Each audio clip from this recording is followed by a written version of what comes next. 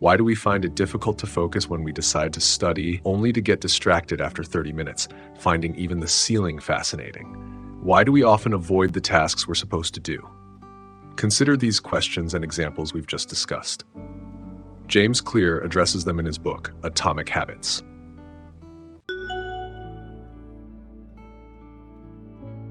At first, I thought this book would be like any other personal development guide, pointing out problems without offering practical solutions. It's like saying, you have a problem, go solve it. However, Atomic Habits is different. It's based on research into the brain, nerves, and human behavior, not just written because the author had spare time or wanted to brag. James Clear is a recognized expert in human development and consults with major companies on building work habits and decision-making processes. So, how can someone like him help us? Let me explain.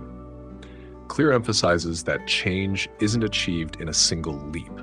To modify any behavior, you must break it down into manageable tasks, improving incrementally until you reach your goal. For instance, if you've decided to exercise and aim to do 100 push-ups a day, Clear suggests that this can't happen overnight. The solution? Forget about the daunting goal of 100 push-ups. Instead, focus on committing to the exercise itself, regardless of the intensity or duration. Here's the key. Even if you start with just 1 minute of exercise, you've succeeded. The most crucial step is beginning the habit. Once your mind adapts to this approach, progress becomes inevitable. Clear asserts that becoming the person you want to be is within your control. However, anything outside this framework is beyond your control. So, why do we struggle with willpower? The challenge arises because new actions often conflict with our current identity, making them difficult to sustain.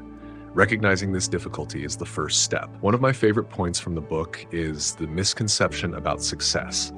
Many believe that success requires extreme efforts, like studying for 18 hours a day and memorizing entire books. But in reality, it's quite the opposite. Success isn't about studying the most hours in a day. It's about studying consistently, day in and day out, and gradually increasing your study time over the long term. Clear emphasizes that your daily habits are what shape your success in life. Success isn't achieved by working hard one day and then not at all for 10. It requires consistent effort. One example from the book tells of a person who suddenly decided to become an athlete, despite having no background in exercise. What did he do? He committed to going to the gym and exercising for just 10 minutes each day. Over time, this small but consistent effort led to significant change in his life because he became someone who goes to the gym every day. Now you might wonder, what did he gain from just 10 minutes of exercise? The answer lies in the power of repetition. This daily habit fundamentally changed his identity. He became a regular gym goer. Let's look at this concept through a graph. It illustrates the gap between our expectations and our reality, a space that Clear calls the valley of disappointment. This is the phase where people often feel frustrated, doubting themselves, and the effectiveness of their efforts. It's a critical moment where many give up and revert to old habits because they don't see immediate results. Patience is key here. Changes at this stage are often subtle and not immediately gratifying. That's why patience is essential for success. Another concept from the book that I found particularly useful is the idea of rewarding yourself. This is crucial because when your mind associates certain actions with rewards, you're more likely to repeat those actions. However, it's important not to rely solely on rewards. Creating a conducive environment is also crucial. For instance, if you're trying to study, make sure your study area is free from distractions like a TV or a fridge. Some people find it helpful to place books in the spots where they spend the most time.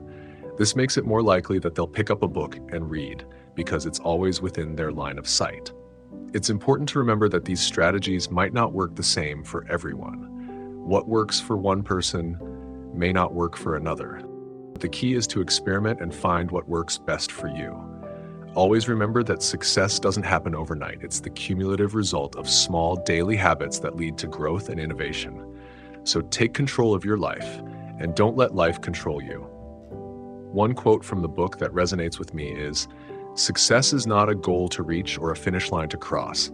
It is a system to improve and an endless process to refine."